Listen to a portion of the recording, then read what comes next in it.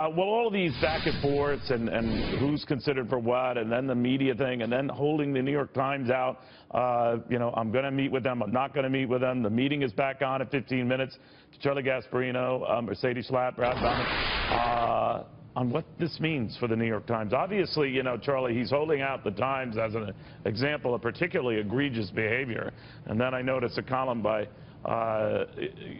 a number of key people over the last couple of days in terms of to confirm that anti-Trump sentiment. So what do you think got him to meet with him? Well, I mean, they are a big player. I mean, I would say this, though.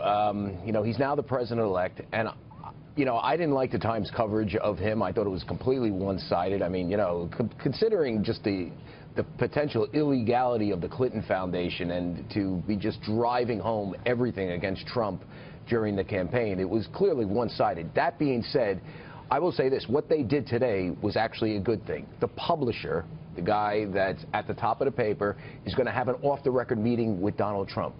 The news people are going to go on the record. That's what should have happened yesterday.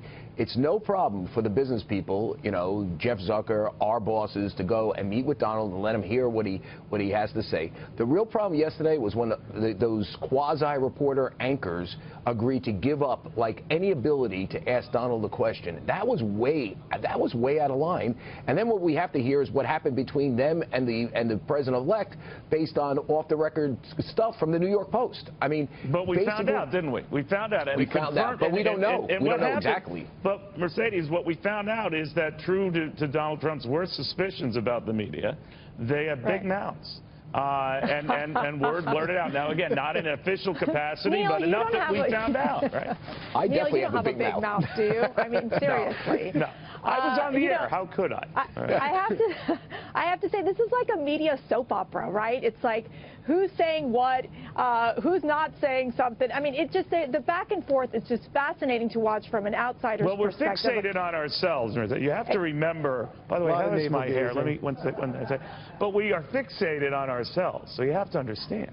Well, there is this sense, I think, with the Trump campaign that they would like to have a reset with the media, a reset button where they're able to re-engage in what would be better relationships with the media. I think it's been brutal, especially with the mainstream media. You look at the New York Times, where I would say over 11 times that they've called, in their opinion page, Trump a racist. I mean, they went way too far. Even Liz Spade, who is the public editor of the New York Times, came out and said, New York Times have to provide better campaign coverage. They know that they failed in their job in terms of providing a more balanced approach in this campaign. I think if I would have been Donald Trump, I would have given the interview to the Wall Street Journal or to the Washington Times before I would have given it to the New York Times. So I think that here's where I worry, the New York Times and I don't want to sound like some nutcase here. So Brad, here's where I might actually be in your camp on this, where be very careful. The idea of the media parading themselves up to Trump Tower and then getting a lecture by Donald Trump, all fine. I mean, campaigns and presidents before have done as much.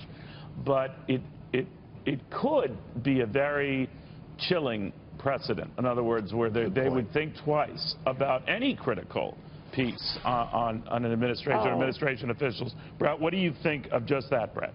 I think that's right, Neil. There could be a chilling effect. And one of the things that we absolutely have to be very, very careful about here is ensuring that the rights of the press to fairly cover the Trump administration and to journal exactly what the Trump administration is saying. I don't condone, Brad, what's going on, but I understand the impetus for it, but I'm telling you, I'm worried about the chilling effect. But continue that thought. No, absolutely. The chilling effect here is going to be significant and potentially could be significant.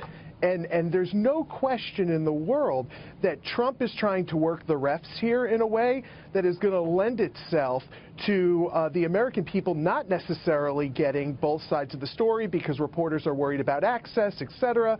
Well, look, to be fair, Brad, they needn't worry about that. When it comes to mainstream media, you're not going to get both. Neil, let's be real clear here.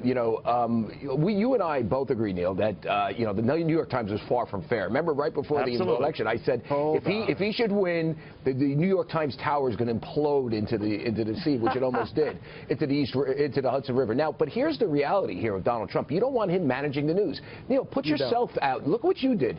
You were very fair to Donald Trump. You had his critics on, you had his proponents on, and guess what? He won't do your show because of that. The last You have to remind me of that. No, but no, it's because you were journalists. And here's the problem with Donald Trump. If he wants to manage the news, journalists like Wolf Blitzer and all those jerks that paraded in there yesterday shouldn't have accepted the off-the-record treatment. They should have said, no, we won't go in.